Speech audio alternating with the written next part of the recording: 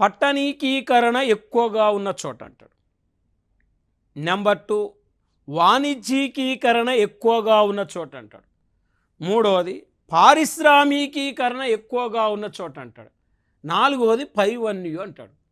అంటే density of population, జనసాంద్రత అనేది అత్యధికంగా ఎక్కడ కేంద్రీకృతమై ఉంటుందంటే, ఎక్కడైతే అర్బనైజేషన్ ఎక్కువ ఉంటుందో అక్కడ జనసాంద్రత ఎక్కువగా ఉంటుంది.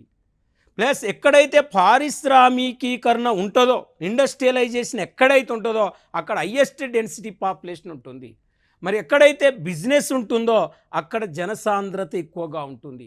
ఇంకా జనసాంద్రత అనేది స్థలాకృతిని బట్టి కానీ, నేలను కానీ, మంచినీరు లభించే ప్రదేశాలు కానీ, శీతోష్ణ స్థితిని బట్టి కానీ, సామాజిక అంశాలు కానీ, సాంస్కృతిక అంశాలు కానీ, మరి ఇలాంటి ప్రదేశాల్లో జనసాంద్రత ఎక్కువగా ఉంటుంది, డెన్సిటీ ఆఫ్ పాపులేషన్ ఎక్కువగా ఉంటుంది.